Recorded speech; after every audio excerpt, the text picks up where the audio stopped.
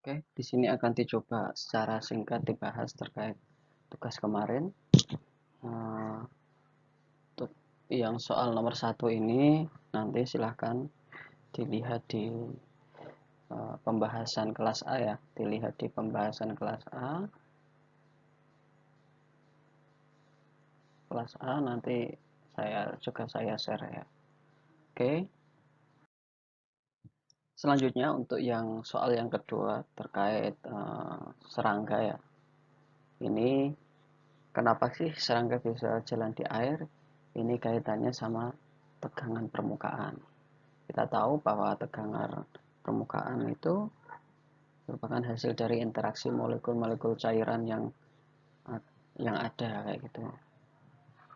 Jadi ketika misal suatu ada wadah, nah, ini cairan lah. Ketika mungkin cairan di sini kan ada interaksi antara dinding sama uh, cairannya tersebut. Cuma kalau di permukaan lah itu murni gaya antar molekul dari si cairan itu sendiri, sehingga nanti yang bisa menopang. Selanjutnya yang perlu diperhatikan juga massa dari serangga. Nah, kita tahu serangga itu massanya sangat kecil ya, yang memungkinkan tegangan permukaan ini bisa gayanya bisa balance sehingga serangga bisa mengambang atau tidak tenggelam. Selain itu juga yang perlu diperhatikan yaitu terkait jumlah kaki. Nah, kita tahu ini ada berapa. Dengan massa yang kecil dan jumlah kaki yang mungkin ini 6 ya. Jumlah kaki ini juga membagi beban. Jadi ketika mungkin satu serangga satu kaki ya bisa saja langsung jelup gitu kan. Cuma kalau kakinya banyak kayak gini lah, dia membagi beban dari si serangga itu sehingga memungkinkan tegangan permukaannya itu lebih besar daripada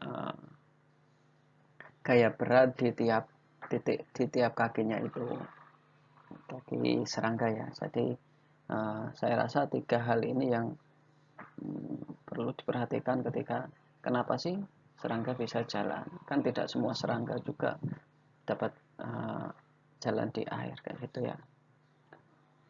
Oke, selanjutnya terkait ini terkait sebuah raket ya. Di sini kita tahu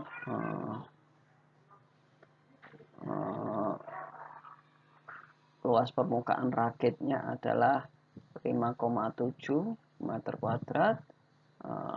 Rho-nya densitasnya adalah 6 kali 10 pangkat 2 kg per meter kubik. Sementara untuk volume raket, ini rho raket ya, rho R adalah 0,6 meter kubik ya kan. Oke, kita tinjau gaya-gaya yang bekerja pada raket. Jadi sini ada gaya berat M raket, G, ada gaya apung buoyansinya kan gitu. Dengan hukum Newton kita tahu hukum Newton kita tahu bahwa B min mRg ya kan sama dengan 0 karena posisi diam atau tidak ada gerakan arah vertikal ya kan.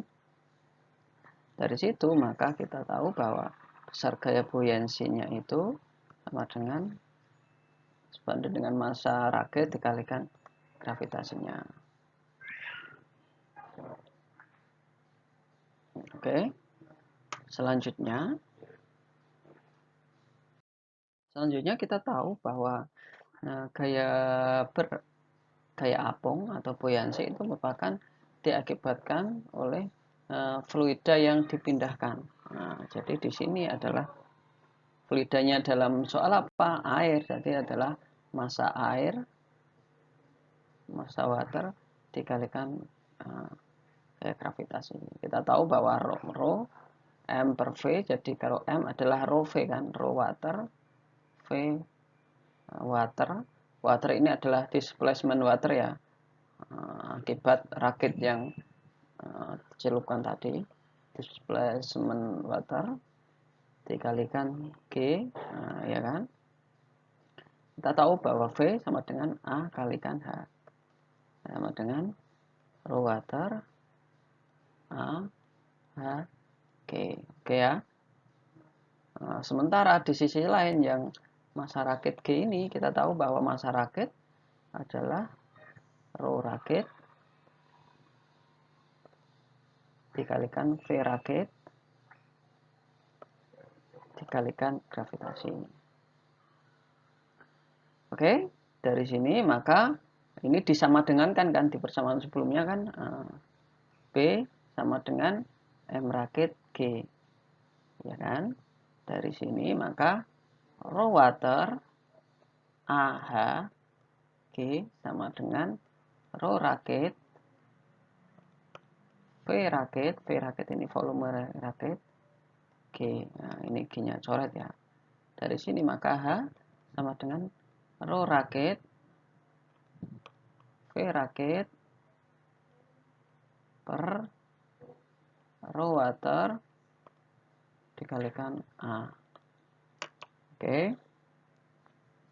Dari sini maka tinggal dimasukkan nilai-nilainya. Raw rakitnya sudah diketahui, tadi berapa? Volume rakitnya sudah diketahui, raw airnya sudah diketahui, A-nya sudah diketahui, luas penambangnya. Lah dari situ maka berapa ketebalan rakit yang tercelup yaitu di itu sendiri. Oke, itu untuk yang soal terkait rakit. Selanjutnya terkait ini suatu ada Anton ini ya main peluru tembak-tembakan, kemudian dia tak sengaja mengenai tandon sehingga tandon tersebut bocornya di titik satu ini kayak dari situ maka kita tahu yang diketahui apa ini diketahui tangki tersebut berarti ini A2 ini jauh lebih besar daripada A1 ya. Ya namanya peluru kan paling ini kan gambarnya tidak proporsional ya, namanya peluru ya pasti satu titik gitu aja kan. Hingga A2 jauh lebih besar. Nah, implikasinya apa ketika A2 ini jauh lebih besar? Ya, maka V2 ini mendekati 0. Soalnya apa lah? Ini kan sangat kecil kan lubangnya. Nah, sementara lah dari itu kecepatan dia kan ya seolah-olah tidak V2-nya 0 kan, seolah-olah dia tidak ada airnya, nggak kerasa kan dia ada kebocorannya ini. Oke ya. Sementara kita tahu gini ya, di sini P0 ya, P0 di sini adalah P atmosfer. Nah, oke. Yang ditanya apa? Oh, ini H ini jarak antar ini hanya adalah 0,5 meter. Oke, yang ditanya adalah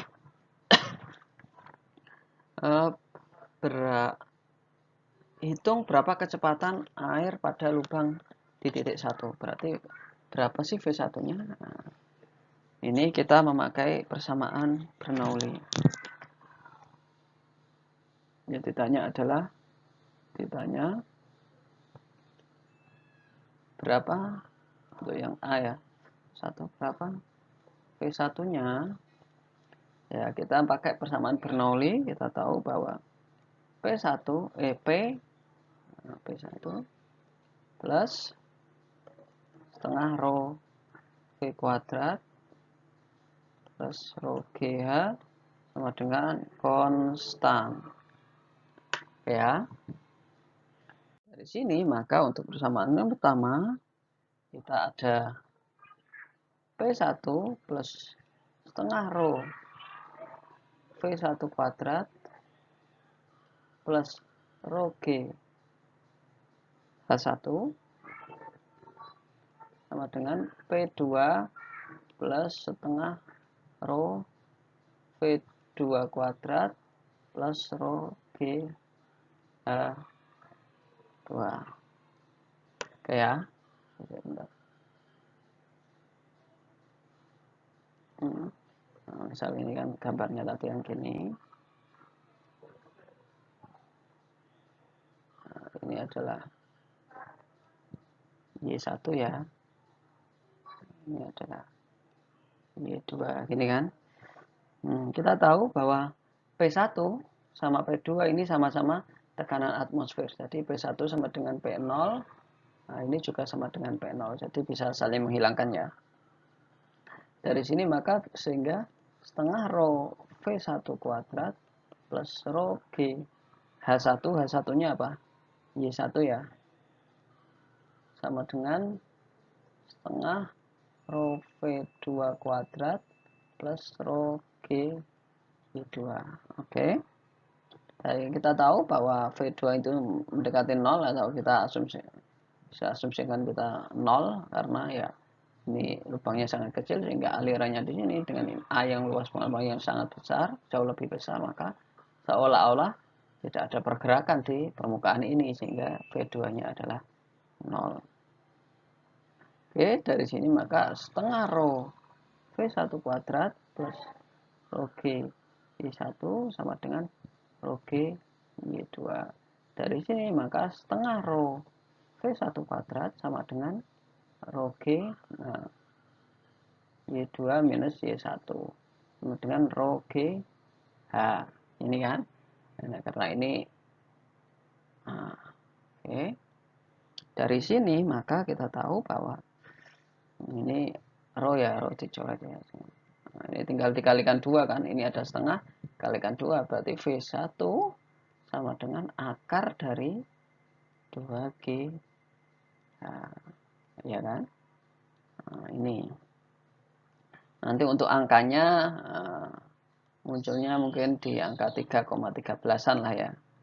Meter per second. Ini kalau angka-angkanya dimasukkan. Kemudian kita tahu untuk yang berapa sih titik jatuhnya? Titik jatuhnya itu di mana? Untuk yang kedua ya. Titik jatuhnya ini di mana? Titik jatuhnya ini di mana posisinya kan gitu. Nah, sebelumnya yang kita dapatkan dari yang nomor 1 adalah V ya. V ini yang merupakan V0. Nah, V yang 3,13 di sini adalah V0. Ini merupakan V0. Nah, V0 dari partikel airnya ini, dari airnya ini kan. Nah, karena ketika ini maka oke. Ya, yang ditanya, yang dicari duluan apa? Yang dicari duluan adalah waktu. Waktu berapa sih yang dibutuhkan dari titik ini airnya bisa sampai di titik ini kayak gitu ya. Untuk now kita memakai kinematika biasa. Kita tahu ya Y sama dengan Y0 plus V0 YT plus setengah GT kuadrat. Kita misal arah positif ini ya, titik nolnya di sini ya, titik 0,0 acuannya di sini. Maka Y di sini adalah minus 3 sama dengan Y00 plus lah V0Y. Ini 0 karena apa ya? Kecepatan airnya kan dia ke arah horizontal saja kan, nggak ada dia naik gitu kan nggak ada. Setelah horizontal lama-kelamaan dipengaruhi gravitasi ya ini kecepatannya ada nanti ketika sudah lepas dari titik ini ada VY-nya soalnya di gravitasi V0Y-nya ini itu 0. Nah, karena dia arah atas positif gravitasi ke bawah adalah ini minus ya setengah GT kuadrat. Dari sini maka kita tahu bahwa minus 3 sama dengan ini berapa setengah dari G setengah kali 9,8 ya setengahnya adalah 4,9 ya minus 4,9 T kuadrat. Nah, gini kan dari situ maka T dapat diketahui dengan coret ini kan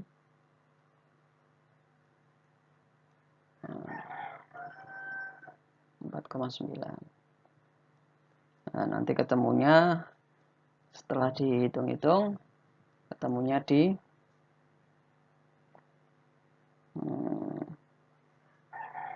0,782 sekon. Nah, kemudian berapa posisi jatuhnya? Nah, kita tahu dengan kinematika biasa X sama dengan V0 X T. Nah, kita tahu di pelajaran kinematika bahwa Vx ini ya X, ini yang lebih umum ya, X sama dengan X0 plus V0 XT kayak gitu ya. X0 nya karena ini titik 0,0 sini ya 0 ya, sama dengan V0 lah, V0 XT lah, ini merupakan 3,13 kalikan waktunya 0,782, ketemulah sekitar 2,4 meter dari ini, sekitar ini. Oke, kenapa ini V0XT? Kita tahu ya, Vx sama dengan V0X di arah horizontal, itunya konstan ya kecepatannya. Oke, itu kira-kira untuk angkanya ya, ini bisa lebih 2 atau 3 digit di belakang koma. Saya rasa yang saya lihat nanti adalah prosesnya dan pemahaman konsepnya. Mungkin itu untuk pembahasannya. Kalau ada yang ditanyakan bisa tanya. Oke, terima kasih.